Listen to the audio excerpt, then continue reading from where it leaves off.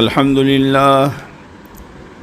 لله نحمده ونستعينه ونستغفره ونؤمن به ونتوكل عليه ونعوذ بالله من شرور أنفسنا ومن سيئات أعمالنا من يهده الله فلا مضل له ومن يضلله فلا هادي له ونشهد أن لا إله إلا الله وحده لا شريك له ونشهد أن سيدنا ونبينا وشفيعنا وحبيبنا ومولانا وأولانا محمدا عبده ورسوله صلى الله عليه وعلى آله وسلم تسليما كثيرا كثيرا أما بعد فأعوذ بالله من الشيطان الرجيم بسم الله الرحمن الرحيم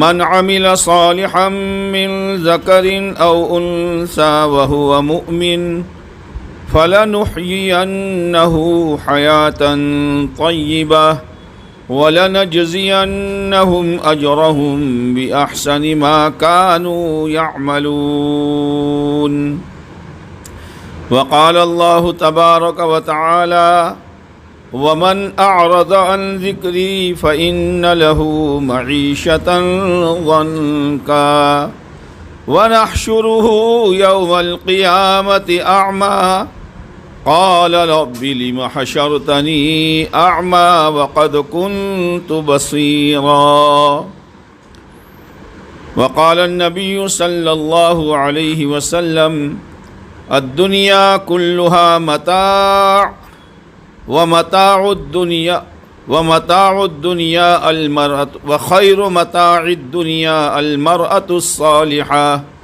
او کما قال علیہ الصلاۃ والسلام۔ میری محترم دینی بہنوں،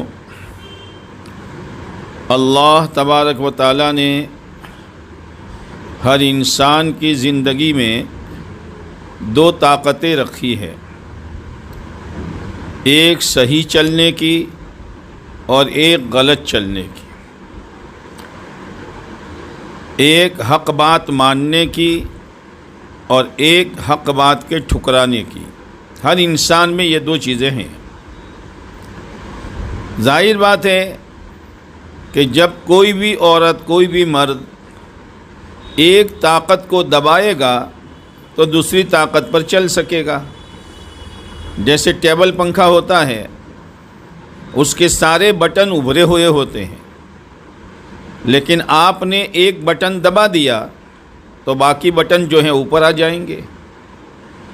ایسے ہی ماننے کی طاقت کو استعمال کر کے کسی مرد نے، کسی عورت نے اپنے آپ کو حق راستے پر چلایا، اللہ کی مرضی پر چلایا، دین، ایمان اور شریعت پر چلایا، تو نہ ماننے کی طاقت کو دبانا پڑے گا۔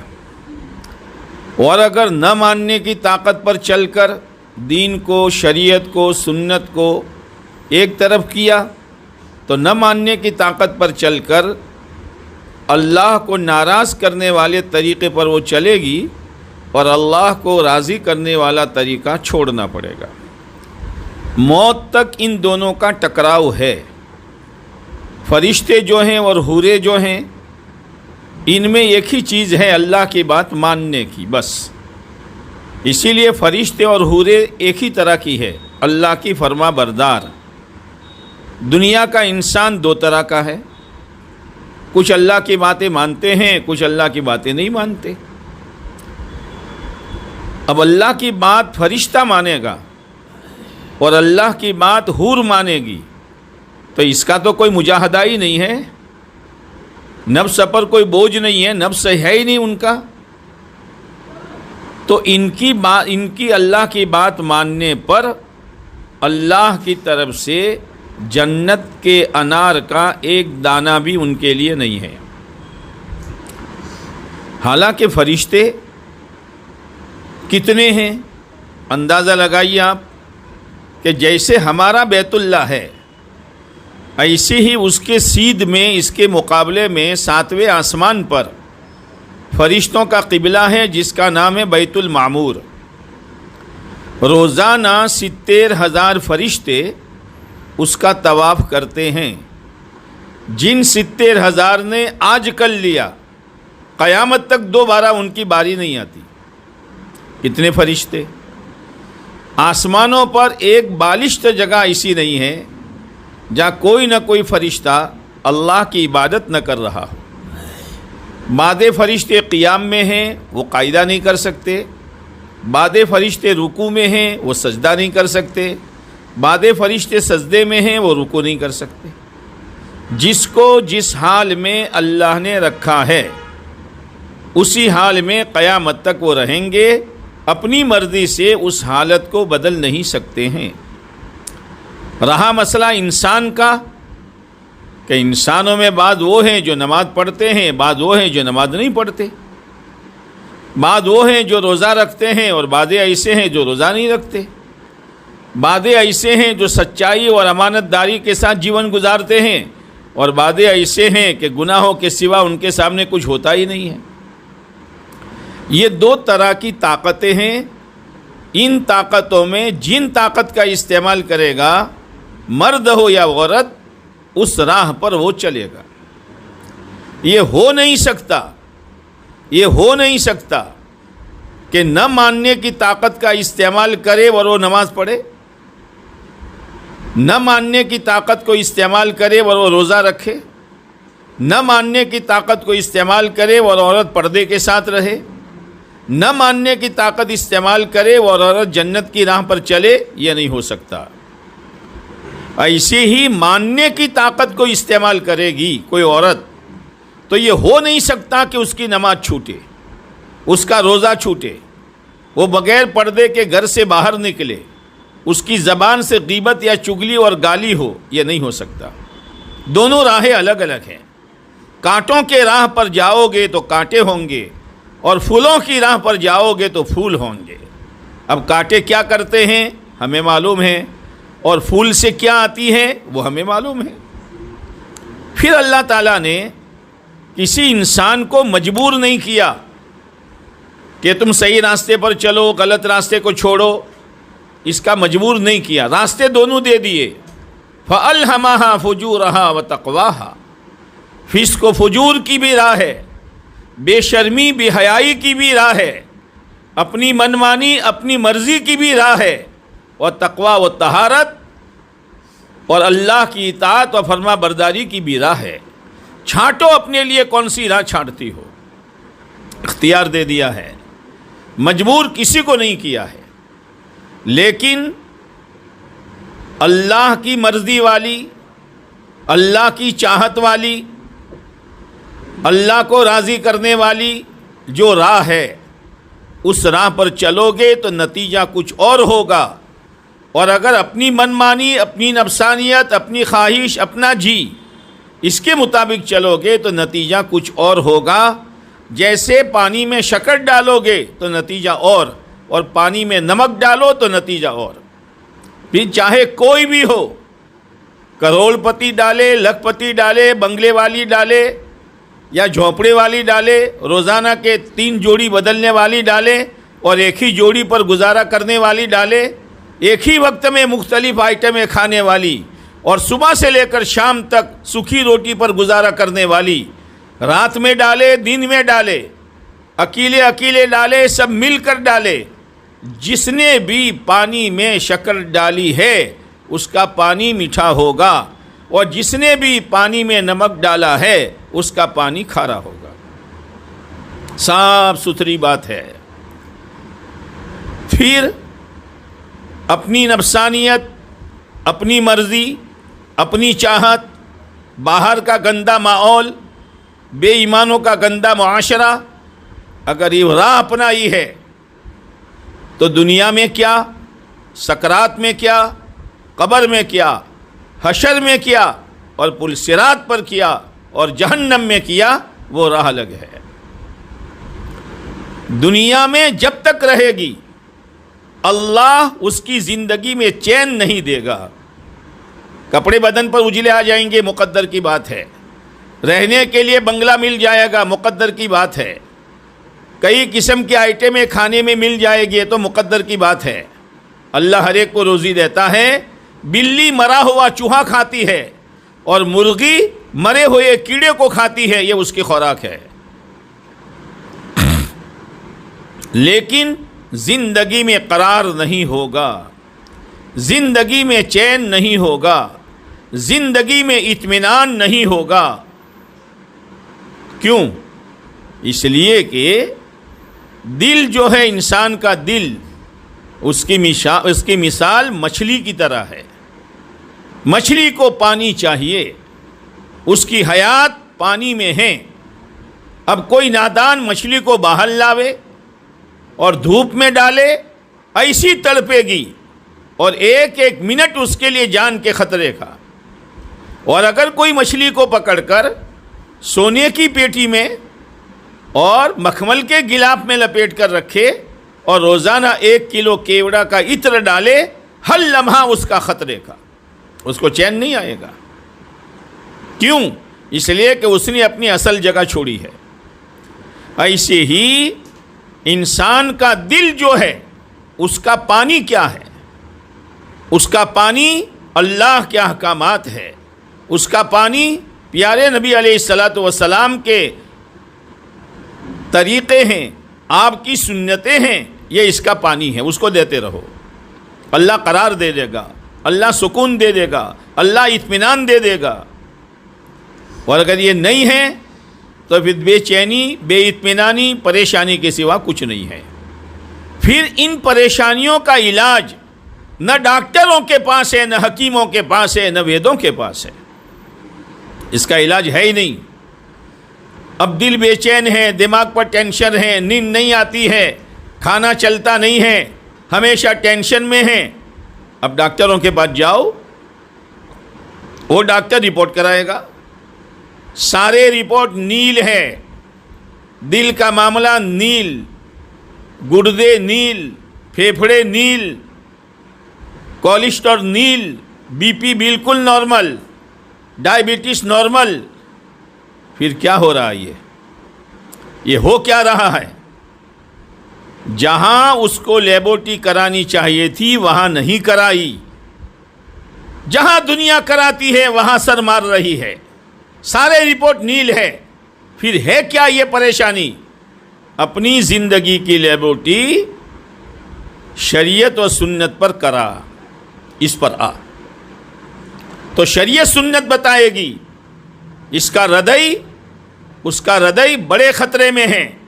اس لیے کہ ہردے میں اللہ کی محبت نہیں ہے، اللہ کی عظمت نہیں ہے، دین کی اہمیت نہیں ہے، آخرت کا فکر نہیں ہے. صبح سے لے کر شام تک دنیا دنیا دنیا، یہ کپڑا پہنوں، یہ سامان لاؤں، گھر کو اس طرح سنگاروں، لیکن اپنی زندگی سنگارنے کا فکر نہیں ہے. یہ اسلام کی لیبورٹری بتائے گی. اس کی زبان جھوٹ سے بھری ہوئی، غیبت سے بھری ہوئی، گانوں سے بھری ہوئی، تانوں سے بھری ہوئی، غیبتوں سے بھری ہوئی. اسلام یہ بتائے گا کہ زبان میں یہ بیماریاں ہیں، دل میں یہ بیماریاں ہیں، آنکھوں میں یہ بیماری ہے کہ جب بھی دیکھو غلط چیزیں دیکھتی ہے، جب بھی دیکھو ایسی تصویریں دیکھتی ہے موبائلوں میں کہ جس سے شیطان شرما جائے. یہ آنکھ کی بیماری ہے. ڈاکٹر تو بتائے گا کہ موتیا ہو گیا ہے، ڈاکٹر بتائے گا کہ ویل بڑھ گئی ہے، ڈاکٹر بتائے گا کہ فلاں بیماری ہے، لیکن اصل لیبورٹری جو ہے وہ اسلام ہے. اسلام و دین پر اپنی زندگی کو پرکھو تو اسلام بتائے گا. پیر کی کیا بیماری ہے، گھٹنوں میں کیا تکلیف ہے، ایڑی میں کیا تکلیف ہے، رات کے وقت ایڑیاں اور پنڈلیاں کیوں درد کرتی ہے، یہ تو ڈاکٹر بتائے گا. لیکن اصل وجہ جو پیر کی بیماری کی ہے وہ اسلام کی لیبورٹری بتائے گی کہ اس کو جہاں پیر کو چلانا چاہیے تھا وہاں نہیں چلا رہی، اور جہاں نہیں چلانا ہے وہاں چلا رہی ہے. ہماری لیبورٹری اصل جو ہے میری بہنوں اسلام اور دین و شریعت ہے. اپنے آپ کو اس پر لاؤ. جیسے کوئی عورت پانی پی رہی ہے، اتنے میں کوئی ماہر ڈاکٹرن عورت پاس میں بیٹھی ہے، ارے بہن کیا کر رہی ہو؟ کہ پانی پیتی ہوں۔ مت پیو، پانی پینے سے منع کرتے ہو؟ کہ پانی پینے سے منع نہیں کرتی، یہ پانی خطرناک ہے تمہاری زندگی کے لیے، بالکل صاف ستھرا ہے، ٹھیک ہے، لیبورٹری کے کانچ پر ڈالو تو اتنے جراثیم اور اتنے جنتو کے پوچھو مت۔ اچھا، آج تک میں نے یہی پانی پیا کہ یہی پانی پیا ہے؟ ہاں، یہ ہے اصل سب سے بڑے حکیم، سب سے بڑے معلم، ماں باپ سے زیادہ مہربان اللہ کے نبی علیہ الصلاۃ والسلام ہیں۔ آپ ایک زندگی لے کر آئے ہیں، مردوں کے لیے بھی، عورتوں کے لیے بھی، جوانوں کے لیے بھی، بوڑھوں کے لیے بھی، تاجروں کے لیے بھی، کسانوں کے لیے بھی، سیٹھوں کے لیے بھی، مزدوروں کے لیے بھی، چھوٹوں کے لیے، بڑوں کے لیے، ایک زندگی ہے سب کے لیے، کوئی فرق نہیں ہے۔ وہ زندگی ہے دین والی، وہ زندگی ہے شریعت والی، وہ زندگی ہے اللہ کے احکامات والی، اور وہ زندگی ہے پیارے نبی علیہ الصلاۃ والسلام کے مبارک سنتوں والی۔ اس پر آؤ، اس پر آؤ۔ تو سب سے پہلے اللہ دلوں کا چین دے گا، سب سے پہلے دلوں کا چین، اس لیے کہ دل کو دین کا پانی مل گیا، بس اب چین، سکون، اطمینان، راحت۔ دوسری نعمت اللہ دے گا روزی میں برکت۔ اب روزی میں برکت کا کیا مطلب؟ کہ 500 روپیہ رکھے تھے رات کو، صبح 5000 ہو گئے، برکت؟ یہ برکت تھوڑی ہے۔ برکت کے معنی یہ ہے کہ جس چیز کا جو نفع ہے وہ نفع اس کو ملے۔ گھر کا نفع کہ راحت ملے، میاں بیوی کے تعلق کا نفع کہ ایک دوسرے کو ایک دوسرے سے سکون ملے، اولاد کا نفع کہ دلوں کا چین ملے، یہ برکت ہے۔ اولاد کے لائن کی برکت، اولاد کا فرما بردار ہونا۔ میاں بیوی کی لائن کی برکت، میاں بیوی میں تعلق کا پیدا ہونا دین کی بنیاد پر۔ کاروبار کی برکت، کاروبار کی برکت یہ ہے کہ حلال لقمے کا ملنا، خالی لقمہ ملنا نہیں ہے، حلال لقمہ۔ آج دنیا کی ہوس میں آ کر ایمان والا بھائی بھی اور ایمان والی بہن بھی مال بڑھے، مال بڑھے، مال بڑھے، اس کے نتیجے میں ایمان والے نے غلط کاروبار میں ہاتھ ڈال دیا۔ سب سے بڑا ناپاک کاروبار، سب سے بڑا پلیت کاروبار جس میں بیاج ہو اور جس میں سود ہو، یاد رکھنا سود کی روٹی میں اور سور کی بوٹی میں کوئی فرق نہیں ہے۔ لیکن کاروبار دیکھو، عورت جو ہے عورت، اس کی ذمہ داری خالی پھلکیاں پکانی نہیں ہے، دال چاول بگارنا نہیں ہے، گھروں کی زیب و زینت نہیں ہے، گھروں کی صاف صفائی نہیں ہے۔ ایک ایمان والی عورت گھر میں رہتے ہوئے اس کی بیٹیاں، اس کے بیٹے، اس کا شوہر دیندار کیسے بنے، یہ اس کی فکر ہونی چاہیے، یہ اس کی فکر ہونی چاہیے۔ میں آنے والی بہنوں سے یہ پوچھتا ہوں، یہ جتنی بہنیں جمع ہوئی ہے، کیا ان میں سے کوئی ایک عورت ہے جو شوہر کے سرہانے اور تکیے کے پاس بیٹھ کر رو رہی ہو؟ وہ شوہر یوں پوچھے کیوں روتی ہے؟ زیور چاہیے، کپڑے چاہیے، کون سی چیز تجھے نہیں ملی تو رو رہی ہے؟ یہ عورت یوں کہے میں اس پر روتی ہوں کہ آج تک تم نے فجر کی نماز پڑھی نہیں ہے، میں اس لیے روتی ہوں کہ تمہارے چہرے پر آقا کی سنت نہیں ہے، میں اس لیے روتی ہوں کہ تمہارے بدن پر اسلامی لباس نہیں ہے۔ اگر اس حال میں تم چلے گئے تو تمہارا کیا ہوگا؟ پورے ویراول میں کوئی ایک عورت ہے اسے فکر ہی نہیں ہے۔ عورت اپنے شوہر کی اچھائی کہ خوب کما کر لاوے، میں جو چیز منگاؤں ایک نہیں دو لے کر آوے۔ اپنے جوان بچوں کی حالت کیا ہے دیکھو تو صحیح، صبح سے لے کر شام تک ان کی سوچ کیا ہے، ان کی فکر کیا ہے، ان کا لباس کیا ہے، ان کے سر کے بال کیسے ہیں، ان کے چہرے کی داڑھی کیسی ہے۔ کوئی ماں ہے کہ یہ دیکھ کر اس کی آنکھ میں آنسو آیا ہو اور وہ اپنے جوان بچوں کو بٹھا کر یوں کہے بیٹا میں نے اس لیے تجھے دودھ نہیں پلایا تھا، میرے ہوتے ہوئے تیری یہ حالت ہے۔ کوئی کہنے والی تو ہو، کوئی ٹوکنے والا نہیں، کوئی ٹوکنے والی نہیں۔ ایک مرتبہ ایک صحابی رضی اللہ تعالیٰ عنہ گھر سے نکلے مزدوری کے لیے۔ عورتوں کی عادت تھی کہ شوہر کو دروازے تک چھوڑنے جاتی تھی اور پھر یوں کہتی تھی فی امان اللہ، اللہ کی امانت اور حفاظت میں جاؤ۔ ایک جملہ اور کہتی تھی اتق اللہ، روزی کمانے میں اللہ سے ڈرنا، حرام لقمہ مت لانا۔ وہ صحابی رضی اللہ تعالیٰ عنہ گئے، پورے دن تلاش کرتے رہے، مزدوری نہیں ملی، گھر واپس آئے، عورت سے کہا کوشش بہت کی لیکن مزدوری نہیں ملی۔ کوئی گھبرانے کی بات نہیں ہے، اللہ کی مرضی ہے کہ ہم فاقے سے رہیں، فاقے کریں گے، پڑوسن کو بھی پتہ نہیں چلے گا۔ دوسرے دن چلے تو دوسرے دن پھر عورت نے کہا فی امان اللہ اتق اللہ، اللہ سے ڈرنا۔ گئے دوسرے دن بھی کوئی مزدوری نہیں ملی، خالی ہاتھ۔ عورت سے کہا آج بھی کچھ نہیں، کوئی فرق پڑتا نہیں ہے، ہم بھوکے رہیں گے، فاقہ برداشت کریں گے۔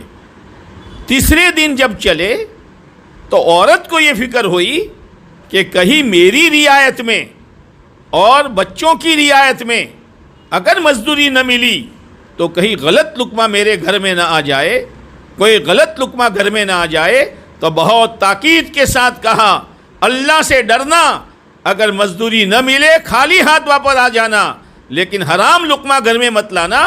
ہم حرام لقمہ کھا کر جہنم کے انگارے برداشت نہیں کر سکتے، ہم بھوکے رہ کر فاقہ برداشت کر سکتے ہیں۔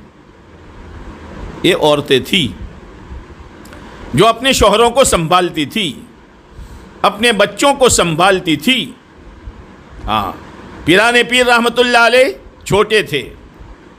یہ جتنے اولیاء کرام پیدا ہوئے ہیں نا، ان کی مائیں بڑی نیک تھی، وہ تو اکثر یتیم ہیں، بچپن ہی میں باپ کا سایہ اٹھ گیا، لیکن ماں نیک ہے۔ جیسے ڈائی ہوتی ہے، ڈائی اگر ڈائی گول ہے تو اس میں ڈالی جائے گی چیز گول بنے گی، اگر ڈائی چوکور ہے تو ایسی بنے گی۔ ایسے ماں کی مثال ڈائی جیسی ہے، اس کی زندگی میں تقویٰ ہے، طہارت ہے، شرم حیا ہے، جنت کا شوق ہے، جہنم کا خوف ہے، صوم و صلات کی پابند ہے، ذکر و تلاوت ہے، آنکھوں کی کانوں کی ایک ایک عضو کی حفاظت ہے، تو اس کی گودوں میں پلنے والے شیخ عبد القادر نہیں بنیں گے تو کون بنے گا؟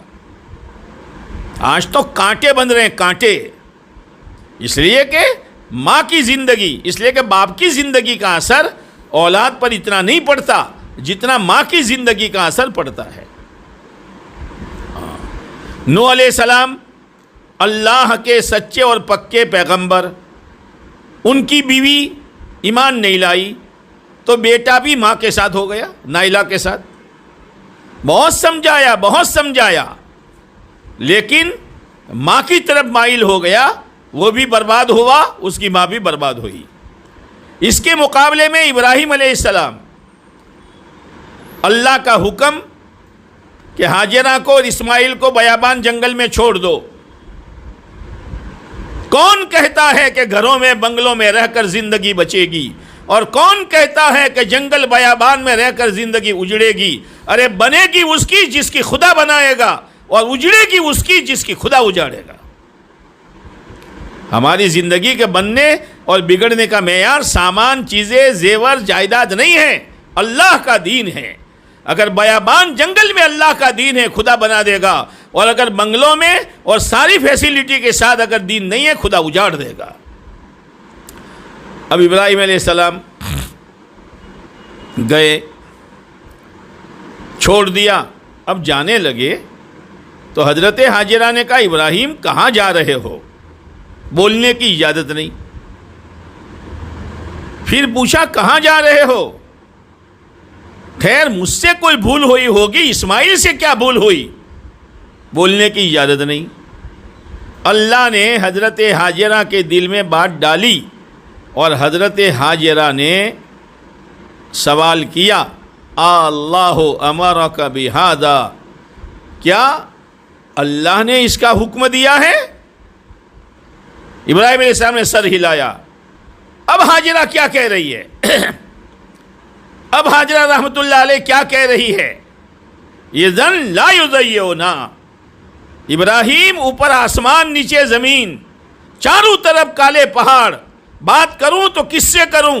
زنبیل میں تھوڑی کھجورے اور مشک میں تھوڑا پانی، ٹھیک ہے، لیکن اللہ کا حکم تم بھی پورا کر رہے ہو، اللہ کا حکم ہم ماں بیٹا بھی پورا کر رہے ہیں، ہمیں امید ہے کہ اللہ ہمیں ضائع نہیں کرے گا۔ یہ ہے، اتنا ایمان ہر عورت کو بنانا چاہیے، اتنا ایمان ہر عورت کو بنانا چاہیے۔ آج تو عورت سے پوچھو کہ پہلے تمہارے بدن پر اتنے اجلے اور چمکدار اور بھڑکدار کپڑے نہیں تھے، پہلے تمہارا مکان بہت سیدھا سادہ تھا، اب فلیٹ سسٹم بن گیا، پہلے جوتے بہت معمولی، اور اب دیکھو تو بس کیا کہتی ہیں؟ یوں کہتی ہے اللہ کا شکر ہے، پہلے تمہارے بھائی جو ہیں وہ مزدوری کرتے تھے، اب ہمارا ذاتی بزنس ہے، ذاتی کاروبار ہے، تو نظر کس پر؟ شوہر پر۔ شوہر سے پوچھو، پہلے تمہارے کپڑے بہت میلے، یہ پتہ نہیں چلتا تھا کپڑے کا کلر کون سا، اور چہرہ مرجھایا ہوا، اب دیکھو بگلے کی طرح صاف ستھرے رہتے ہو، اور جب بھی دیکھو مسکراتے رہتے ہو، اور ہر مہینے جوتے بدلتے رہتے ہو، کیا بات ہے؟ وہ کہے گا اللہ کا شکر ہے، مول صاحب پہلے مزدوری کرتے تھے اور اللہ نے اب بزنس مین ہوا ہوں، تو نظر اس کی دھندے پر، شوہر بیوی کی نظر شوہر پر، شوہر کی نظر دھندے پر۔ بچوں سے پوچھو بیٹا چاکلیٹ کس نے دی، کپڑا کس نے پہنایا، کھانا کس نے کھلایا؟ امی تو نے، تو امی پھول کے کپا ہو جاتی ہے، وہاں میرا بیٹا دیکھو کہ امی تو نے کھلایا، اور دوسرے عورتوں کے سامنے فخر کرے گی۔ تو بچوں کا یقین بیوی پر، بیوی کا یقین شوہر پر، شوہر کا یقین دھندے پر، کسی کا بھی یقین اللہ کی ذات پر نہیں ہے، اللہ کی ذات پر نہیں ہے۔ قطب الدین بختیار کاکی رحمۃ اللہ علیہ، بہت بڑے بزرگ گزرے ہیں، وہ بچپن میں پڑھنے جاتے تو بچوں کی عادت ہے، اسکول سے آوے مدرسے سے آوے، امی کھانا، جوتے بعد میں نکالتے ہیں، کھانا پہلے مانگتے ہیں، تو یہ بھی آتے تھے، امی کھانا، کہ بیٹا کھانا میرے ہاتھ میں کہاں ہے، چھوٹے معصوم، تو کیا کروں؟ بیٹا وضو کر، نماز پڑھ اور دعا مانگ، وہ ٹوٹی پھوٹی وہ ماں کی دیکھی ہوئی، اتنے میں ماں طاق میں کھانا رکھ دیتی تھی، امی اللہ سے کہو بیٹا، اب دعا کے بعد کہ بیٹا دیکھ لو اللہ نے انتظام کیا ہوگا، بیٹا دیتا اللہ ہے، کسی کو ماں کے راستے سے، باپ کے راستے سے، کسی کو فیکٹری کے راستے سے، کسی کو کارخانے کے راستے سے، کسی کو مزدوری کے راستے سے، کسی کو مل مالک بنا کر دیتا اللہ ہے۔ یہ پریکٹس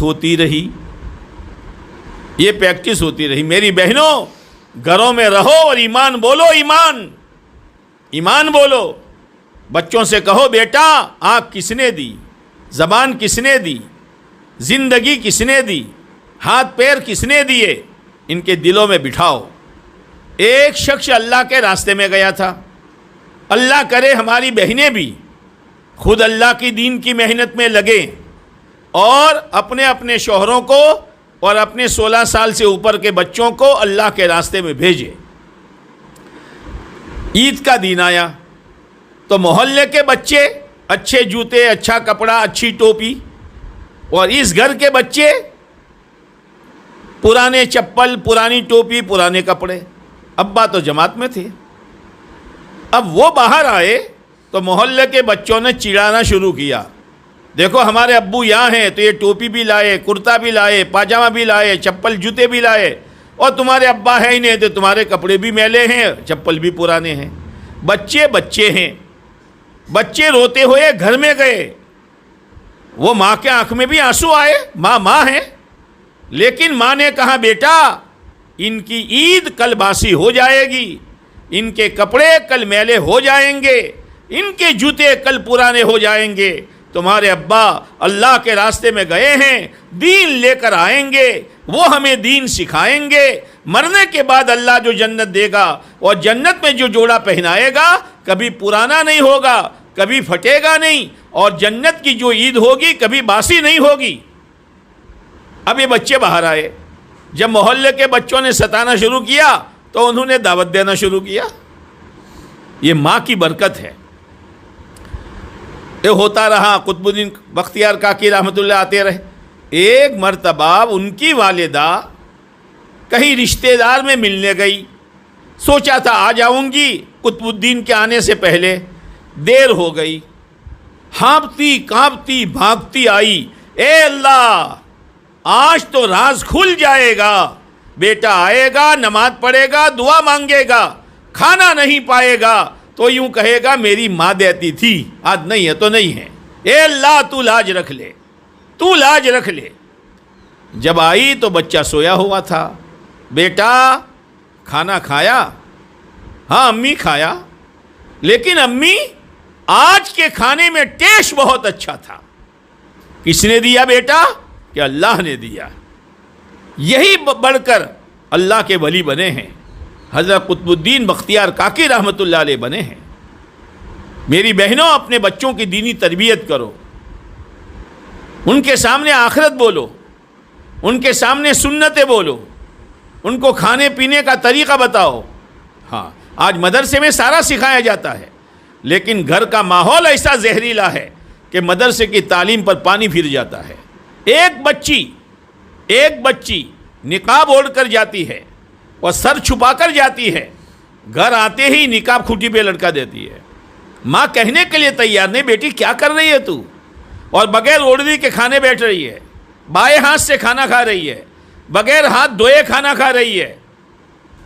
تو تربیت مدرسے میں نہیں ہوگی, تربیت تو گھر پر ہوگی, اور تربیت ماں کرے گی. تو حضرت حاجرہ نے کہا ابراہیم جاؤ جاؤ, اللہ ہمیں ضائع نہیں کرے گا. اب کھجوریں ختم, پانی ختم, چلو شہر میں, اب تو کیا کھائیں گے کیا پیئیں گے؟ نہیں, اللہ کا حکم پورا کیا ہے. اللہ پالے گا, اللہ پلائے گا, اللہ کھلائے گا. تھوڑی دوڑ ہوئی صفا مروا پر, اتنے میں دیکھا کہ پانی کی آواز آ رہی ہے. دیکھا اسماعیل علیہ السلام جہاں تھے وہاں پانی ابھرا, زمزم, وہ پانی پھیلنے لگا. تو حضرت حاجرہ نے کہا زم, ٹھہر جا ٹھہر جا. کتابوں میں آتا ہے اگر حضرت حاجرہ زمزم نہ کہتی تو یہ کنواں کا پانی پوری دنیا میں پھیل جاتا, اور پوری دنیا میں پھیلتا تو قدر بھی نہ ہوتی. تو اللہ نے زمزم دیا, اللہ نے قربانی پر بیت اللہ دیا, معمولی چیز نہیں ہے. اور پھر اللہ نے حضرت اسماعیل علیہ السلام کو نبی بنایا ماں کی دینداری پر, اور نبی نہیں بنایا, حضرت اسماعیل علیہ السلام کی اولاد میں تمام نبیوں کے سردار حضرت محمد صلی اللہ علیہ وسلم کو پیدا فرمایا. ماں کی دینداری. پیرانے پیر رحمۃ اللہ علیہ چھوٹے تھے. اب ماں اپنے بچے کو عالم اور حافظ بنانا چاہتی تھی. جہاں رہتے تھے وہاں مدرسے کا نظام نہیں تھا. جیلان میں مدرسہ تھا تو بغداد میں تھا. اب وہاں بچے کو بھیجنا, میری بہنوں اللہ کا شکر ادا کرو کہ آپ کے یہاں حفظ کلاس بھی ہے, آپ کے یہاں دینیات کی تعلیم بھی ہے. اور ماشاء اللہ یہ مدرسہ فاطمۃ الزہرا, اللہ کرے ہماری پڑھانے والی اور ہماری پڑھنے والی اس نام کی لاج رکھ لے کہ پڑھانے والی میں بھی حضرت فاطمہ والے صفات اور پڑھنے والی میں بھی حضرت فاطمہ والی صفات. اور پھر نصاب کا نام مومنات, نصاب کا نام مومنات. کیا مطلب ہے کہ پڑھنے پڑھانے سے مقصد ایمانی زندگی ہے. پڑھنے پڑھانا خالی ایک کورس پورا کرنا نہیں ہے.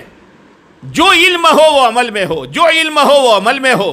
اور یہ پڑھنے پڑھانے والیاں پورے محلے کے لیے, اپنے گھرانے کے لیے, پورے شہر کے لیے نمونہ بنے کہ وہ عورت چلے تو کیسے چلے, عورت پہنے تو کیسے پہنے، عورت زندگی گزارے تو کیسی گزارے، عورت کپڑا پہنے تو کیسے پہنے، یہ نمونہ بنے یہ عورتیں ہماری، پڑھنے والی بچیاں بھی اور پڑھنے والی ہماری معلمات بھی.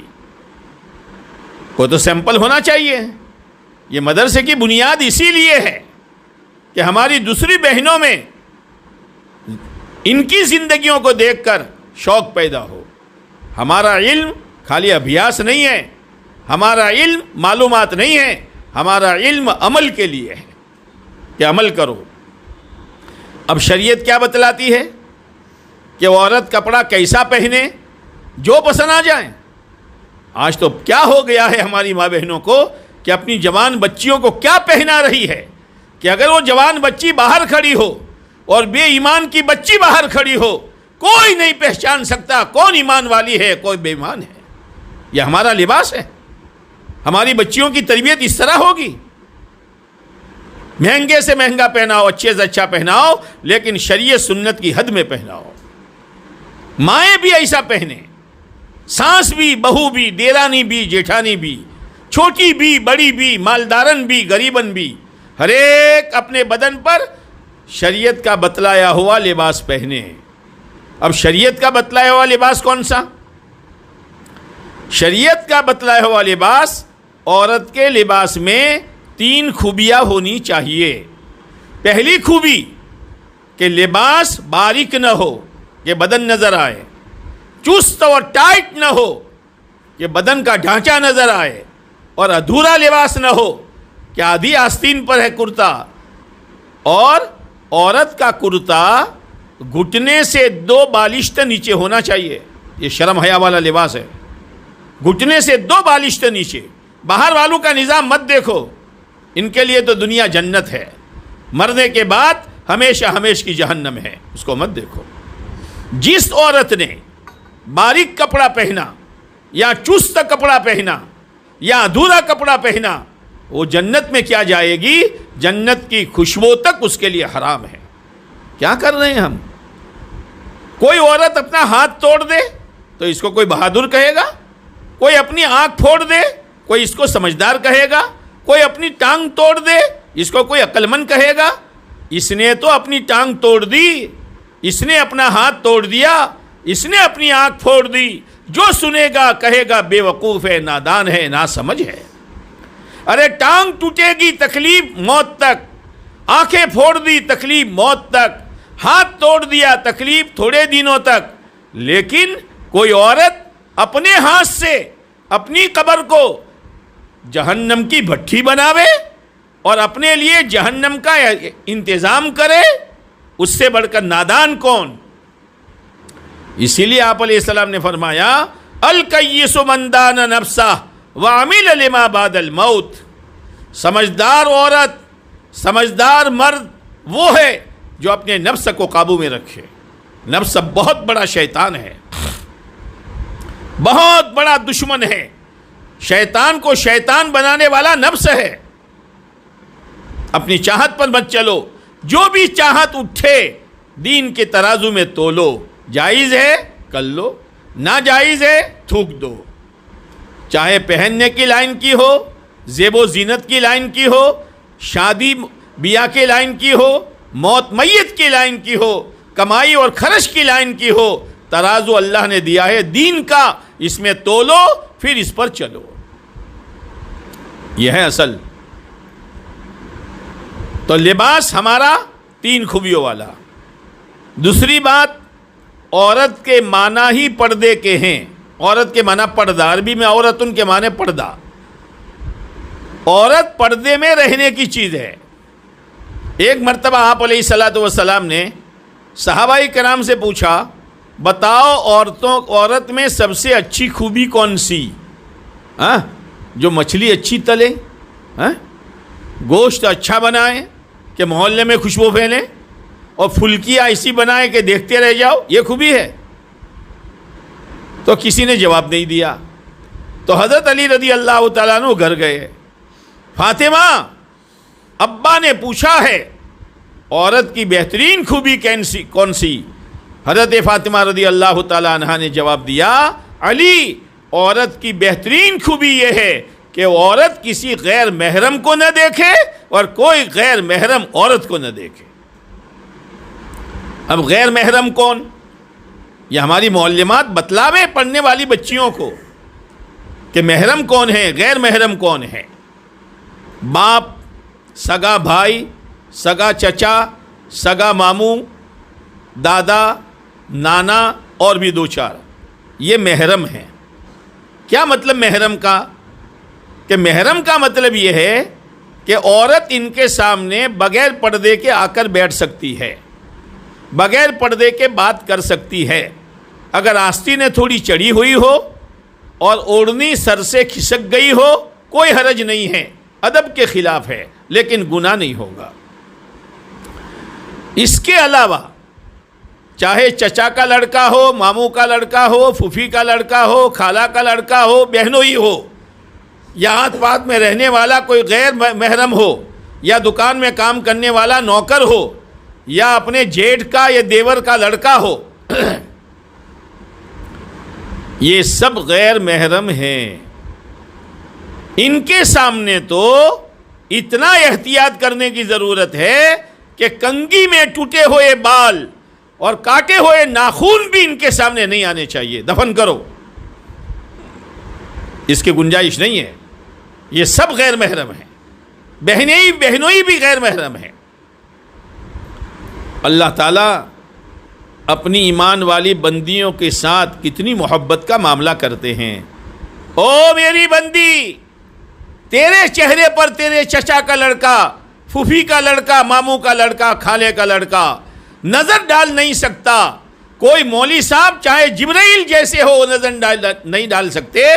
تو میرے نزدیک اتنی قیمتی ہے، اور آج تو اتنی بے قیمت ہو گئی کہ تیرے چہرے پر جو چاہے نظر ڈالے، فاسق بھی، فاجر بھی، بے دین بھی، بد دین بھی، لا دین بھی۔ آج بہنوں کا کیا حال ہے؟ رکشاؤں میں بیٹھتی ہے، منہ کھلا ہے، رکشا میں غیر محرموں کے پاس بیٹھتی ہے، کپڑا لینے جاوے تو منہ کھلا، ڈاکٹر کے یہاں جاوے تو چہرہ کھلا، برتن لینے جاوے تو منہ کھلا، سبزی بیچنے والا مرد ہے تو اس کے سامنے بے پردگی۔ ارے کیا کر رہی ہے بہن؟ تو بغیر پردے کے گئی اور ڈاکٹر کے یہاں سے دوا لائی، اور سبزی مارکیٹ میں سے سبزی لائی، کپڑے مارکیٹ میں سے کپڑا لائی، فروٹ کے بازار میں سے فروٹ لائی۔ تو دوائی، فروٹ، سبزی، کپڑا اور برتن نہیں لائی تو خدا کی لعنت لائی۔ لعنت گھر میں آئی، رحمت گئی، لعنت گھر میں آئی، برکت گئی، لعنت گھر میں آئی، آپس کی محبتیں گئی، لعنت گھر میں آئی۔ اب اس گھر میں سے جھگڑے نہیں جائیں گے، اس گھر میں سے بیماریاں نہیں جائے گی۔ ایمان والی عورت اللہ کے نزدیک اس کا کتنا مقام ہے کہ جب عورت مر جائے، پتہ نہیں ویراول میں مرتی ہے کہ نہیں مرتی، عورت مر جائے، اب کیا کرو؟ اس کا شوہر اس کو نہلا نہیں سکتا، اس کا بیٹا اس کو نہلا نہیں سکتا، ماں ہے نہیں نہلا، اس کا باپ اس کو نہلا نہیں سکتا، عورتیں ہی نہلائے گی۔ جنازہ تیار ہو گیا، لوگ قبرستان کی طرف لے کے چلے۔ اب قبر کا گڑھا جو ہمارا اصلی مکان ہے، میری بہنوں اصلی مکان یہ ہے۔ گھروں کو بہت روشن کیا، قبروں کو روشن کرو۔ گھروں کو بہت آباد کیا، اپنی قبر کو آباد کرو۔ اب جب قبر میں اتارنے کا مسئلہ آتا ہے تو یہ اعلان ہوتا ہے کہ مضبوط 4 جوان آ جاؤ، نہ، خونی رشتہ دار جو محرم ہے وہ اترو، اور قبر میں اتارتے وقت قبر کو چادر سے ڈھانپ لو۔ میری بندی کے کفن پر بھی کسی غیر محرم کی نظر نہیں پڑنی چاہیے۔ سوچئے تو صحیح، سوچئے تو صحیح۔ میں آپ سے یہ پوچھتا ہوں کہ اگر عورت کو کفن پہنایا ہوا ہے، قبر میں اتارتے وقت قبر پر چادر نہ ڈھانکی جائے، ایسے ہی عورت کو اتارا جائے اور ہر دفنانے والا اس کو دیکھے، چاروں طرف ہزاروں سینکڑوں قبریں ہیں، یہ عورت ابھی قبر میں جا رہی ہے، اچانک اس کا انتقال ہوا ہے، چھوٹے بچے روتے روتے قبر کے کنارے تک آئے ہیں، ہائے میری ماں چلی گئی، ہائے میری ماں چلی گئی۔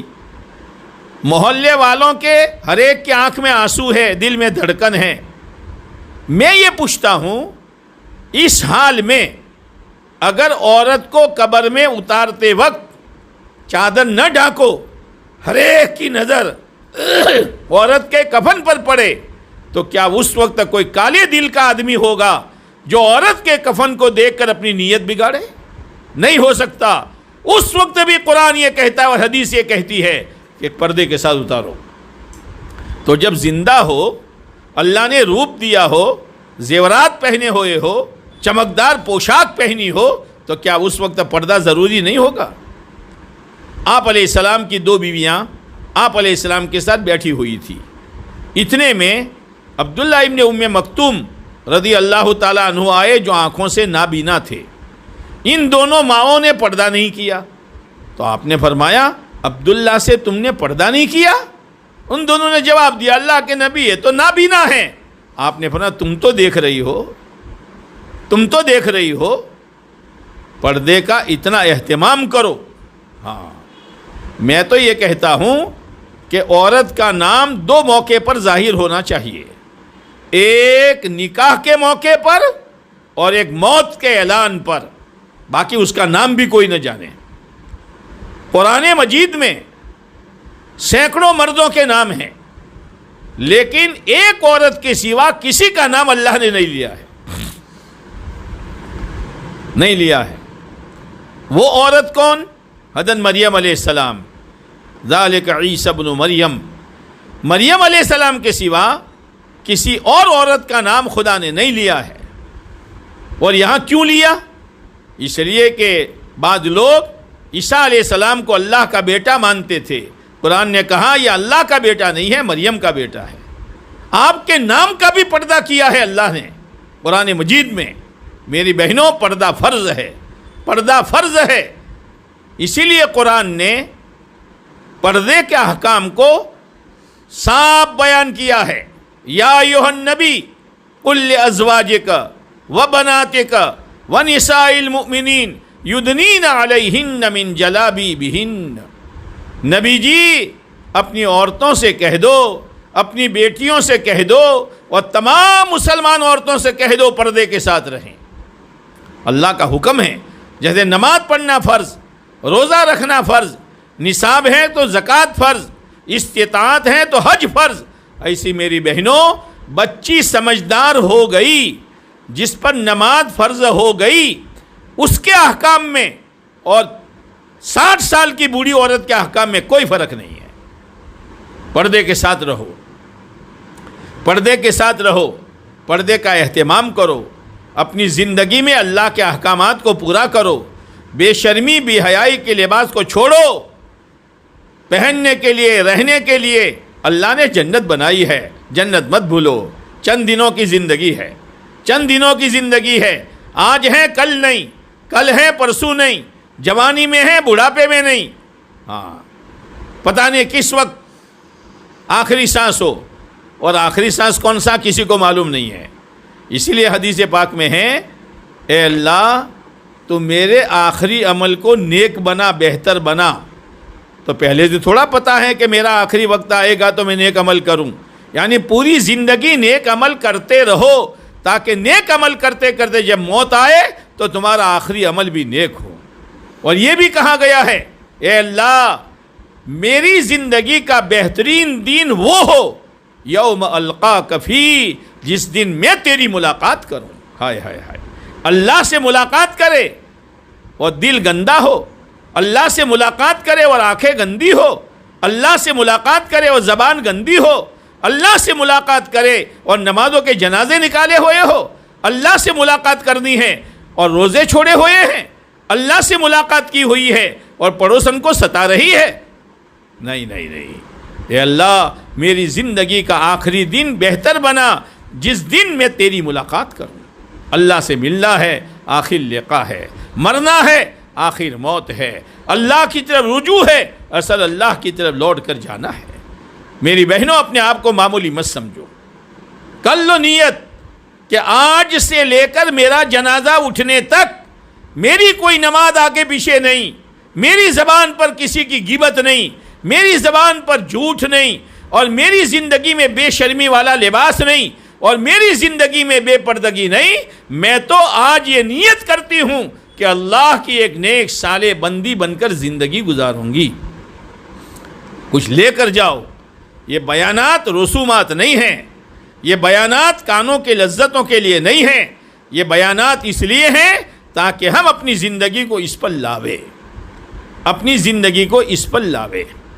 تو پیران پیر رحمۃ اللہ علیہ، مدرسہ تو تھا نہیں، بغداد میں مدرسہ تھا، اب اپنے بچے کو پرایوں کے ساتھ بھیجنا، وہ بھی قافلہ پیدل، ماں کی ہمت کیسے ہوئی ہے؟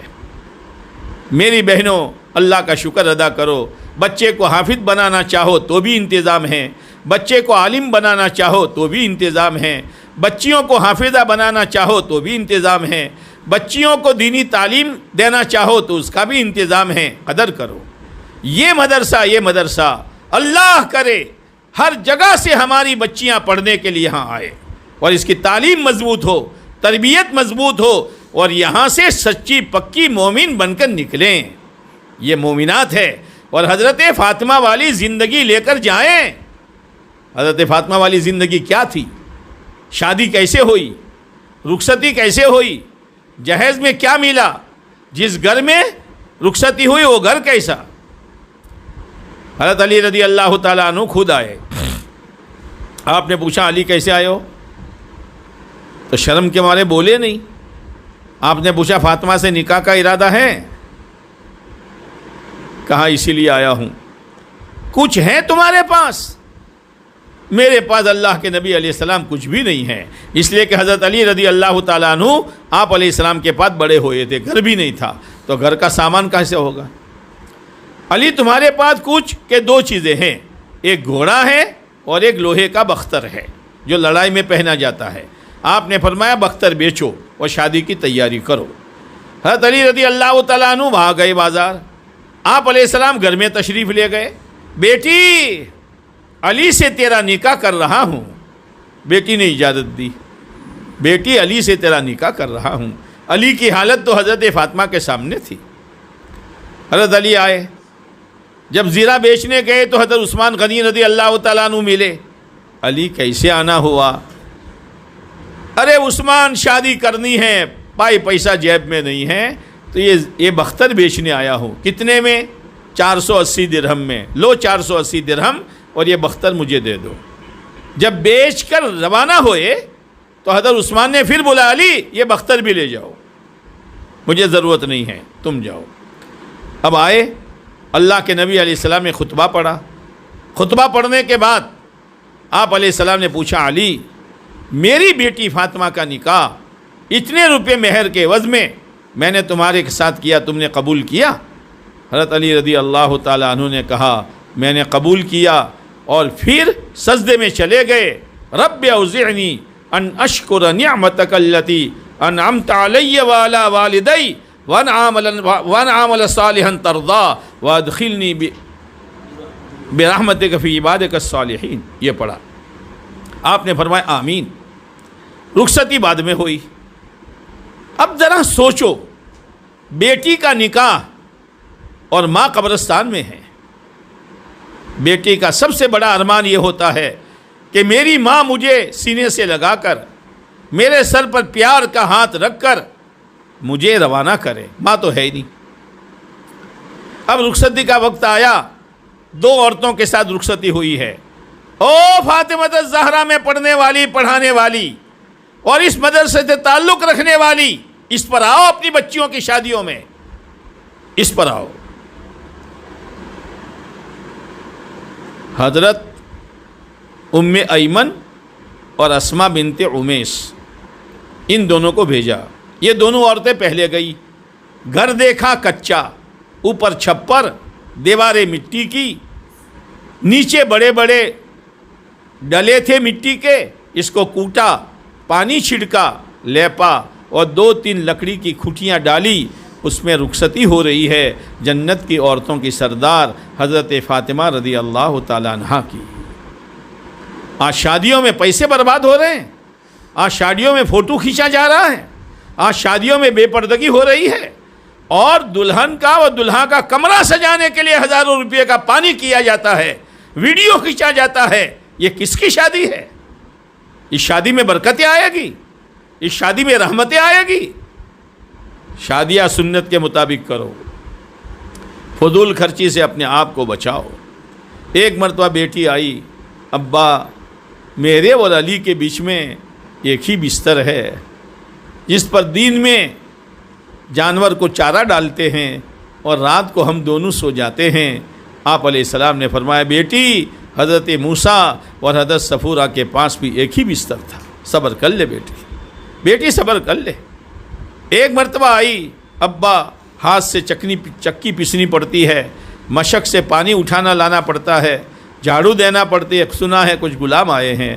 آپ نے فرمایا، بیٹی ابھی اصحاب صفہ کا انتظام نہیں ہوا، میں تجھے نہیں دے سکتی ہوں، بیٹی صبر کر لے، بیٹی صبر کر لے۔ تسبیح فاطمہ بتائی، بیٹی یہ پڑھ لیا کر، پورے دین کا تھکن تیرا اتر جائے گا۔ ایک مرتبہ حضرت علی رضی اللہ تعالیٰ عنہ نے بھیجا، جاؤ ابا کے پاس کچھ لے آؤ۔ گئی، ابا نے مقابلہ ڈالا، بیٹی 5 بکریاں دوں یا 5 کلمات بتاؤں؟ ہماری عورتیں ہوتی تو اللہ کے نبی دونوں بتا دو تاکہ کلمات سے جنت بنے اور 5 بکریوں سے دنیا بنے۔ ہاں، حضرت فاطمہ نے کہا، اللہ کے نبی علیہ السلام، ابا جان 5 کلمات بتائیے، یا اول الاولین، یا آخر الآخرین، یا راحم المساکین، یا ارحم الراحمین۔ باقی ایک کلمہ اور ہیں، یا ذل قوت المتین۔ جب حضرت فاطمہ آئی، حضرت علی نے پوچھا کیا لے کر آئی؟ تو حضرت فاطمہ نے کہا، دنیا لینے گئی تھی، آخرت لے کر آئی ہوں۔ حضرت علی نے فرمایا، فاطمہ تیری زندگی کا بہترین دین یہی ہے، تیری زندگی کا بہترین دین یہی ہے۔ جب انتقال ہوا تو وصیت کی تھی، علی میرا جنازہ رات کو نکالنا اور میرے جنازے پر کھجور کی ڈالیاں ڈال دینا تاکہ کسی کی نظر میرے کفن پر نہ پڑے، کوئی یہ نہ جان سکے اللہ کے نبی کی بیٹی کا قد لمبا تھا یا چھوٹا تھا، دبلی پتلی تھی یا موٹی تھی، کسی کو بھی پتہ نہ چلے، مرنے کے بعد بھی اپنے پردے کا فکر ہے۔ اور جب قبر کے کنارے پر صحابہ حضرت فاطمہ کا جنازہ لے کے گئے ہیں، حضرت ابو ذر رضی اللہ تعالیٰ عنہ پر ایک کیفیت طاری ہو گئی۔ قبر سے کہنے لگے، قبر تجھے معلوم ہے آج تیرے اندر کون دفن ہوگا؟ تمام نبیوں کے سردار حضرت محمد صلی اللہ علیہ وسلم کے کلیجے کا ٹکڑا، شیر خدا حضرت علی رضی اللہ تعالیٰ عنہ کی بیوی اور حضرات حسنین کی ماں، قبر میں سے آواز آئی، ابو ذر یا حسب نسب بیان نہ کرو، میں یہ نہیں دیکھتی ہوں کس کی بیٹی ہے کس کی ماں ہے، میں یہ نہیں دیکھتی ہوں کس کی بیٹی ہے کس کی ماں ہے کس کی بیوی ہے، میں تو یہ دیکھتی ہوں کیا لے کر آ رہی ہے۔ میری بہنوں، کرنے کا موقع یہ ہے، اپنے بچوں کی دینی تعلیم، شریعت سنت پر اپنے آپ کو لانا، گھر میں حلال روزی کا فکر، گھر میں کوئی بے نمازی نہ ہو، کسی کے بدن پر اسلام کے خلاف لباس نہ ہو، اللہ کے سامنے رو اور خوشامد کرو اللہ کی، اور پھر ان سے بات کرو، شوہر سے بھی بیٹوں سے بھی۔ اب پیرانے پیر رحمۃ اللہ علیہ کو روانہ کیا، بیٹا، اور بغل کے نیچے سونے کے 80 سکے جیب بنا کر ڈال دیے۔ ایک نصیحت کی، بیٹا جھوٹ مت بولنا۔ واقعہ بہت لمبا، اس ایک جملے پر جب ڈاکو آئے ہیں، تمام ڈاکوؤں نے اور اس کے سردار نے توبہ کی ہے۔ ماں کی نصیحت ہے، ماں ہے، ماں دیندار ہو، ماں تقوی والی ہو، ماں جنت کا شوق رکھنے والی ہو، شریعت سنت پر چلنے والی ہو، تو اس کی گود میں ایسی ہی اولادیں پیدا ہوتی ہے۔ ایک مرتبہ کتنے بجے ہوئی؟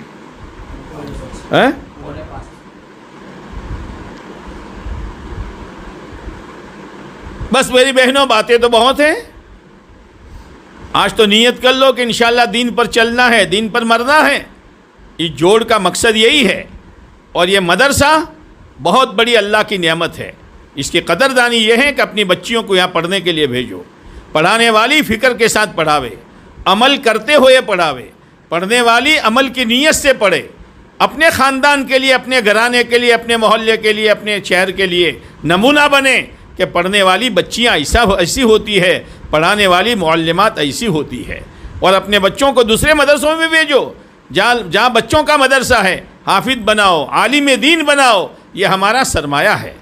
اس لیے میری بہنوں, میں نے بات شروع کی تھی کہ ایک ہے اپنی مرضی والی زندگی, ایک ہے اللہ کی مرضی والی زندگی. اپنی مرضی والی زندگی کو چلو گے تو اللہ کی مرضی والی چھوڑنی پڑے گی, اللہ کی مرضی والی پر چلو گے تو اپنی مرضی کو قربان کرنا پڑے گا. یہ موت تک کا کھیل ہے. کر لو اور اللہ کی مرضی والی راہ کو پکڑ لو. اب اللہ کی مرضی والی راہ کیا ہے؟ اس کی بنیاد سب سے پہلے ایمان و یقین ہے. ہمارے ہردے میں یہ بات بیٹھ جائے, کرنے والی ذات اللہ کی ہے, کسی کے ہاتھ میں کچھ نہیں ہے.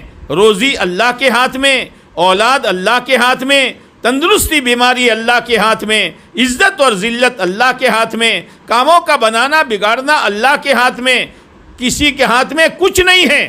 سب سے پہلا عقیدہ یہ, منت اللہ کے نام کی, سجدہ اللہ ہی کے سامنے, ہاتھ اللہ کے دربار میں, اور اللہ کی چوکھٹ پر جولی بچھائی جائے گی. اللہ کی چوکھٹ پر میرا اللہ ہے, سب کچھ کرنے والا ہے. سب سے بڑی بنیاد یہ ہے. پھر جب کرنے والا اللہ ہے اور اللہ راضی ہوگا تو دنیا آخرت کی زندگی بنے گی. تو اللہ کے رضا والی زندگی کون سی؟ مال والی, سامان والی, کپڑوں والی؟ کہ نہ, اللہ کی رضا والی زندگی, اللہ کے احکامات والی. اب اللہ کے احکامات میں سب سے بڑا حکم نماز ہے. سب سے بڑا حکم نماز ہے. نماز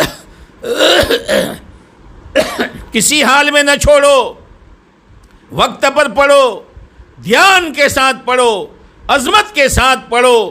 میں پڑھتی ہوں قرآن, میرا خدا سن رہا ہے. میں سجدہ رکوع کی حرکت کرتی ہوں, میرا اللہ دیکھ رہا ہے. پوری نماز پڑھو. ظہر کی 12 ہے 12 پڑھو, عصر کی 8 ہے 8 پڑھو, مغرب کی 7 ہے 7 پڑھو, اور عشاء کی 17 ہے 17 پڑھو. ڈنڈی نہ مارو. اللہ توفیق دے, اشراق پڑھو. آپ کو کھیتوں میں نہیں جانا, آپ کو جانوروں کو نہیں پالنا, بہت وقت ہے آپ کے پاس. جو عورت اشراق پڑھے گی روزانہ حج عمرے کا ثواب خدا دے گا. جو عورت چاشت پڑھے گی اس کی روزی کا مسئلہ اللہ آسان کرے گا, اور روزانہ جنت میں بنگلہ سونے چاندی کا خدا بنائے گا. جو اوابین پڑھے گی روزانہ 12 سال کی عبادت کا ثواب خدا دے گا. اور تہجد جو پڑھے گی جب تک اللہ کی ولیہ نہیں بنائے گی اللہ موت نہیں دے گا. اللہ اس کا اپنی ولیہ بنائے گا. ہاں, اس کا اہتمام کرو. اس کے علاوہ اللہ کا ذکر کرو اہتمام کے ساتھ. تیسرا کلمہ درود پاک, استغفار, قرآن پاک کی تلاوت کرو. روزانہ 15 منٹ 20 منٹ ہاتھ پھیلا کر, دامن پھیلا کر اللہ سے دعا مانگو. پوری امت کے لیے مانگو, اپنے لیے مانگو, اپنی اولاد کے لیے مانگو, اپنے مرحومین کے لیے مانگو. اللہ سے مانگنے کی عادت ڈالو. دعا کا اہتمام, ذکر کی پابندی, تلاوت کا اہتمام, نوافل کا اہتمام, اور فرائض نماز کو دھیان کے ساتھ پڑھنا اور پوری نمازیں پڑھنا. اس کے علاوہ میری بہنوں, جو کام کرو سنت و شریعت کے مطابق کرو. کھانا پینا سونا اٹھنا سنت کے مطابق کرو. دیر زیادہ نہیں لگے گی, لیکن وہ کھانا ہمارے لیے عبادت, وہ سونا ہمارے لیے عبادت, وہ پینا ہمارے لیے عبادت. سنت کے مطابق اپنی زندگی گزارو. اپنے بچوں کی دینی تربیت کرو, ان کو آخرت سمجھاؤ, ان کو دین سمجھاؤ, جنت سمجھاؤ, جہنم سمجھاؤ. یہ ماں کا کام ہے. اور اس کے علاوہ پڑوسن کے ساتھ اچھا معاملہ کرو. ایک عورت کے بارے میں پوچھا گیا, اے اللہ کے نبی علیہ السلام, ایک عورت سوامہ بھی ہے اور ایک عورت قوامہ بھی ہے, نفل روزے بھی بہت رکھتی ہے اور رات کا قیام بھی لمبی نمازیں, لیکن پڑوسن کو ستاتی ہے. آپ نے فرمایا وہ جہنمی ہے. پڑوسن کے ساتھ اچھا معاملہ کرو. اگر وہ غلط معاملہ کرے صبر کر لو. شوہر کی اطاعت و فرما برداری کرو. عورت چاہے کتنی عبادت کرے لیکن اس کا شوہر شرعی اعتبار سے ناراض ہے, وہ جنت میں نہیں جا سکتی. لیکن گناہ کے معاملے میں اطاعت نہ کرو. شریعت کی حد میں رہ کر کوئی بات بتاتا ہے اس کی بات مانو، گھر میں حلال روزی آوے اس کی فکر کرو، اور یہ تمام چیزوں کے جذبات بنتے رہے اس کے لیے گھروں میں فضائل اعمال کی تعلیم کرو۔ او میری بہنوں، روزانہ ہر گھر میں کھانا پکتا ہے، روزانہ ہر گھر میں کپڑے دھلتے ہیں، روزانہ ہر گھر میں صفائی ہوتی ہے۔ میری بہنوں، روزانہ گھر کی تعلیم کی پابندی کرو، آدھا گھنٹہ 20 منٹ تعلیم کرو، اور چھوٹے بڑوں کو بٹھاؤ، اور اللہ کی نیک بندیوں کے اور نیک بندوں کے اور صحابہ کے حالات کو، واقعات کو پڑھو، نماز کی، ذکر کی، تلاوت کی اہمیت کو سنو تاکہ دل میں شوق پیدا ہو۔ اس کے علاوہ آپ علیہ الصلاۃ والسلام آخری نبی، آپ کے بعد کوئی نبی آنے والا نہیں، اور آپ کی نبوت قیامت تک کے انسانوں کے لیے، تو آپ دنیا سے تشریف لے گئے تو آپ کا پیغام امت تک کون پہنچائے گا؟ کہ یہ امت پہنچائے گی۔ اس لیے قرآن نے اس امت کی تعریف کی ہے، کنتم خیر امہ، کنتم خیر امہ اخرجت للناس تأمرون بالمعروف وتنہون عن المنکر وتؤمنون باللہ۔ تم بہترین امت ہو، پیارے نبی والا کام کر رہی ہو، مردوں کے ذمے بھی عورتوں کے ذمے بھی، جیسے نماز مردوں کے ذمے بھی اور نماز عورتوں کے ذمے بھی، لیکن تھوڑا فرق ہے۔ مرد جو ہیں وہ ہاتھ ناف کو باندھیں گے، عورت سینے پر رکھے گی، پھر پڑھنا سب کو برابر ہے جو کچھ پڑھنا ہے۔ مرد رکوع میں اتنا جھکے گا کہ پیٹھ برابر ہو جائے، عورت اتنا جھکے گی کہ مشکل سے گھٹن تک ہاتھ پہنچ سکے۔ مرد زمین سے ادھر سجدہ کرے گا کھل کر، اور عورت چپک کر سجدہ کرے گی۔ مرد جو ہے قاعدے میں اس نے بیٹھنے کا طریقہ اور، عورت کے قاعدے میں بیٹھنے کا طریقہ اور، بھئی اتنا فرق ہے۔ باقی نماز مرد کو بھی پڑھنی ہے اور نماز عورتوں کو بھی پڑھنی ہے۔ ایسے دین کی محنت مردوں کو بھی عورتوں کو بھی، لیکن عورت کے ساتھ پورا گھر کا جھمیلا ہے۔ اس لیے ہمارے بڑوں نے عورتوں کی رعایت رکھی ہے کہ مرد جو ہے ہر مہینے 3 دن لگائے گا، مرد ہر سال چلے 4 مہینے میں جائے گا، مرد روزانہ مسجد وار جماعت میں بیٹھے گا، مرد روزانہ ملاقاتوں میں جائے گا، مرد ہفتے میں 2 گشت کرے گا، اور مرد جو ہے 2.5 گھنٹے مسجد کی آبادی کے لیے فارغ کرے گا۔ عورت کیا کرے گی کہ عورت جو ہے ہر تیسرے مہینے 2 مہینے اپنے محرم سے کہہ دو مسجد کی جماعت کے ساتھ جاؤ، اور تیسرے مہینے مجھے ساتھ میں لے کے جاؤ۔ ہر تیسرے مہینے 3 دن، ہر تیسرے مہینے 3 دن، اس طرح پورے سال میں 2-3 مرتبہ، 3-4 مرتبہ۔ پھر آئندہ سال 1 مرتبہ عشرہ محرم کے ساتھ، مضبوط محرم کے ساتھ عشرہ 1 مرتبہ، پھر 3 دن کا نظام چلاتی رہو۔ پھر دوسرے آئندہ سال 1 مرتبہ عشرہ اور 3 دن کا نظام چلاتی رہو۔ 2 مرتبہ عشرہ لگ گیا، پھر تیسرے سال چلے میں جاؤ، 2-3 چلے لگ گئے، پھر اس کے بعد بیرون جاؤ، آگے بڑھو، آگے بڑھو۔ پیارے نبی علیہ السلام کا دین کا کھیت سوکھ رہا ہے، سوکھ رہا ہے۔ اللہ کے نبی کی دلی دعائیں اس آدمی کو، اس مرد کو ملے گی جو اس سوکھے ہوئے باغ کو جان اور مال اور جذبات کی قربانی دے کر پانی پلائے گا۔ اس لیے آپ سے گزارش ہے ہماری کہ اپنی زندگیوں میں بھی ترتیب بناؤ، اپنے مردوں کے بھی ترتیب بناؤ، اور ترغیب دو، ترغیب دو۔ عورت کو ترغیب دینا بہت آتا ہے، لیکن عام طور سے جب عورت کی تشکیل ہوتی ہے نا، میں تیار ہوں، آپ کے بھائی تیار نہیں ہیں، محرم تیار نہیں ہے، میں ان عورتوں سے کہتا ہوں تمہیں زیور لانا ہو، تمہیں جوتا چپل لانا ہو، تمہیں کپڑے لانے ہو، تو مسجد وار جماعت کو خبر بھیجتے ہو کہ تمہارے بھائی کو تیار کرو؟ چتھڑوں کے لیے، لیتھڑوں کے لیے، سونے چاندی کے ٹکڑوں کے لیے اپنے شوہر کا ذہن تم بنا سکتی ہو، اللہ کے پیارے نبی علیہ السلام کی دین کی محنت کے لیے کیا تم ذہن نہیں بنا سکتی ہو؟ اور عورت کا ذہن بنانا، جیسے ابھی یہ عورتیں ساری جمع ہوئی ہے، بالکل اخلاص کے ساتھ آئی ہے، لیکن کانوں سے میری بات بھی سن رہی ہے اور آنکھوں سے ایک دوسرے کے کپڑے بھی دیکھ رہی ہے، کون کیسا، کون کیسا، اور جب نکلے گی تو ایک دوسرے کے جوتے کو۔ بعض دفعہ کوئی کپڑا پسند آیا، پوچھتی ہے بہن کہاں کی ہو؟ کہ فلاں محلے کی۔ یہ کپڑا کہاں سے لیا؟ کہ فلاں بازار میں سے۔ تو اس کا سیمپل بھیجو گی؟ کہ ہاں بچی کو بھیج دینا۔ اب سیمپل لائی، اب وہ جوڑا منگوانا ہے نا۔ اب جب شوہر آیا تو آج تو دسترخوان سجا ہوا ہے، پاپڑ بھی ہے، کچوبر بھی ہے، چٹنی بھی ہے، 2-3 قسم کے سالن بھی ہے، اور پاس میں بیٹھی بھی ہوئی ہے۔ آج کیوں ایسا ہے کہ وہ دل میں آیا کہ آج تو پکا ڈالوں۔ اب کھاتے کھاتے کھاتے دیکھا کہ ذرا اب یہ ایک کپڑا دیکھنا کیا ہے، اب دیکھو تو صحیح۔ اچھا تو کیا کرنا ہے؟ ایسا لانا ہے، ابھی تو 5 جوڑی سلائے تھے، قبر میں لے جائے گی۔ اب عورت نے دیکھا کہ سیدھی انگلی سے گھی نہیں نکلے گا، گھی تو نکالنا ہے۔ اب دوسرے دن آیا بیچارہ تو عورت باہر، اور بچی سے کہہ رہی ہے تیرے ابو کو کھانا دے دے۔ پاپڑ کہاں گیا؟ اچار کہاں گیا؟ کچوبر کہاں گیا؟ 2-3۔ اب شوہر سمجھ گیا کہ ریئیکشن کائی کا ہے۔ اب باہر آ کر پوچھا کیا ہے؟ تمہارا کام کرو، تم کو کہو دیوار کو کہو سب برابر ہے، پر کیا ہے؟ زندگی میں ایک مرتبہ کہاں کپڑا لاؤ تو بھی منہ چڑھا دیا، جاؤ نہیں لانا یعنی کل لے آنا، ہے نا؟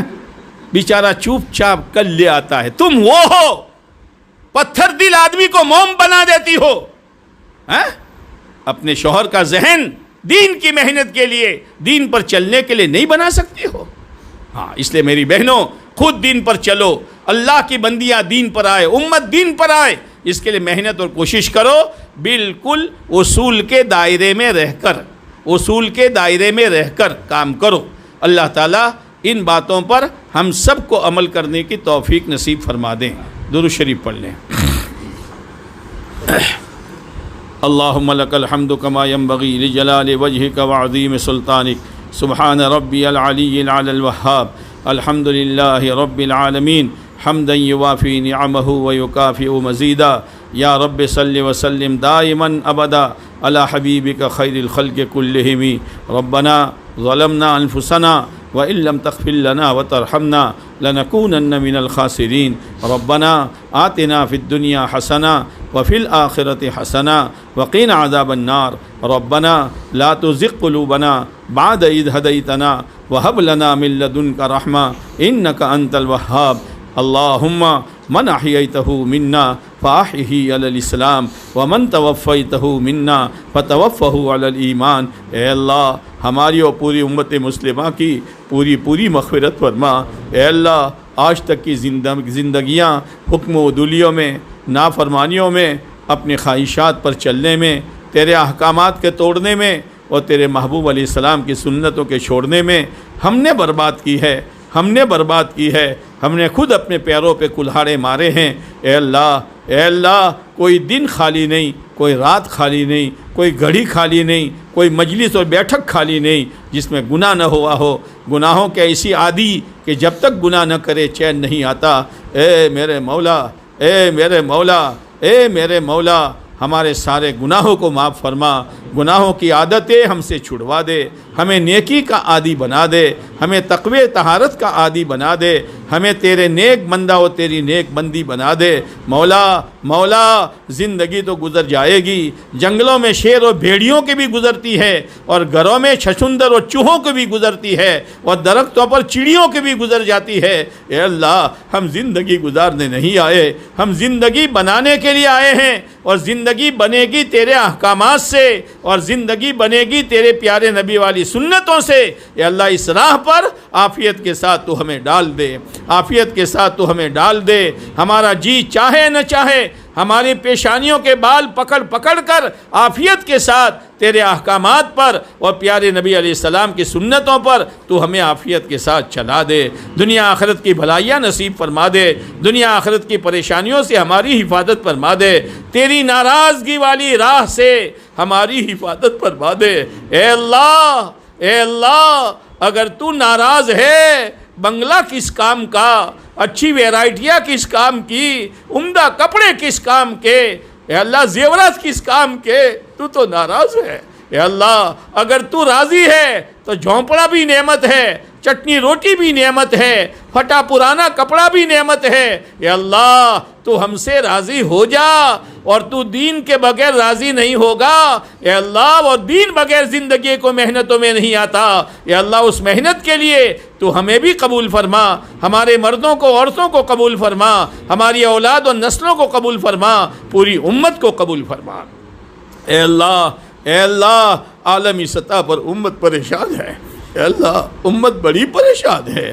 اے اللہ پریشانی اس لیے نہیں کہ سونا نہیں، چاندی نہیں، مال و دولت نہیں، زمین و جائیداد نہیں، پریشانی اس لیے ہے کہ زندگیوں سے دین نکلا ہے، زندگیوں سے شریعت نکلی ہے، اور تیری مدد کا ہاتھ امت پر سے اٹھ گیا ہے۔ اے اللہ تو اپنے کرم سے امت کو مقصد حیات پر اور طریق حیات پر عافیت کے ساتھ ڈال دے، اور اس کی محنت کے لیے تو قبول فرما دے۔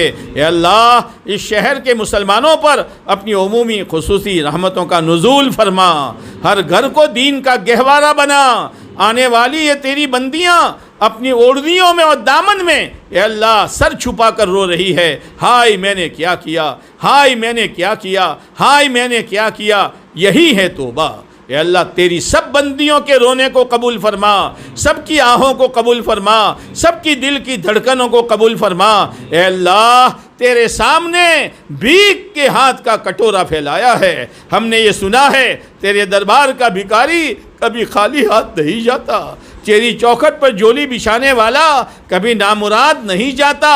اے اللہ تیرے دربار سے کوئی خالی ہاتھ نہیں گیا، ہمیں خالی ہاتھ مت لوٹا۔ اے اللہ ہم سب کی جو جائز حاجتیں ہیں پورا فرما، جو الجھنیں ہیں دور فرما، بیماروں کو شفا نصیب فرما، پریشان حالوں کی پریشانی کو دور فرما۔ اے اللہ مقروضین کو قرضوں سے بری فرما، بے اولادوں کو نیک صالح اولاد نصیب فرما، بے جوڑوں کو نیک صالح جوڑے نصیب فرما، بے روزگاروں کو حلال روزگار نصیب فرما، جن کا ذاتی مکان نہیں ہے ذاتی رہائشی مکان نصیب فرما۔ اے اللہ جس کی جو حاجت ہو پورا فرما۔ ہماری سب سے بڑی حاجت یہ ہے کہ جب ہماری موت آئے، ہم سکرات کے منہ میں جائے، ضرور جانا ہے، کون بچا ہے جو بچے گا؟ اے اللہ اس وقت تو ہماری زبان پر کلمہ شہادت جاری فرما۔ اے اللہ کلمہ شہادت والی، کمال ایمان والی، انتہائی آپ کی رضا اور قرب والی آسان موت ہمارے لیے مقدر فرما۔ اے اللہ دنیا بکتے بکتے مرنے سے، دنیا بٹورتے بٹورتے مرنے سے، تیری ناراضگی والی زندگی گزارتے گزارتے مرنے سے تو ہم تمام کی حفاظت فرما۔ اے اللہ ہمارے لیے موت اور ما بعد الموت میں برکت مقدر فرما۔ جب ہماری لاش قبر میں اتاری جائے، ضرور اتاری جائے گی، بے بسی بے کسی کا عجیب عالم ہوگا۔ اے اللہ ہماری لاش اتاری جائے اس سے پہلے تو ہماری قبر کو جنت کا باغ بنانے کا فیصلہ فرما۔ اے اللہ حشر کی رسوائی سے بچا لے، نامہ اعمال داہنے ہاتھ میں نصیب فرما دے، پل صراط کا راستہ آسان فرما کر، جہنم کے عذابات سے کلی طور پر چھٹکارا مقدر فرما کر، جنت الفردوس میں اعلیٰ مقام نصیب فرما۔ اے اللہ ہمارے مرحومین کی مغفرت فرما، ان کے درجات کو بلند فرما، غریق رحمت فرما، آگوش رحمت میں جگہ نصیب فرما۔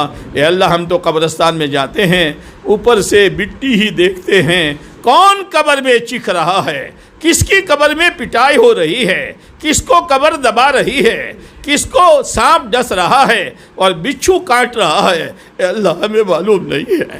اے اللہ اور کون اپنی قبر میں مزے میں ہے، منتہائی نظر تک قبر کشادہ ہے، جنت کی کھڑکی کھلی ہوئی ہے، ہوادار خوشبودار ہوائیں آ رہی ہے، جنت کا بچھونا بچھایا ہوا ہے، ہم نہیں جانتے ہیں۔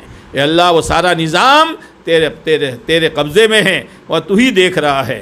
ہماری گزارش اتنی ہے کہ آج تک پورے عالمی سطح پر جتنے مسلمان مرد عورتیں اپنی اپنی قبروں میں گئے اور اسلام کے ساتھ گئے لیکن گناہ کی حالت میں گئے، ان میں سے جو بھی عذاب قبر میں پھنسا ہوا ہو، اے اللہ ان تمام پر سے ہمیشہ کے لیے عذاب قبر کے ہٹانے کا فیصلہ فرما۔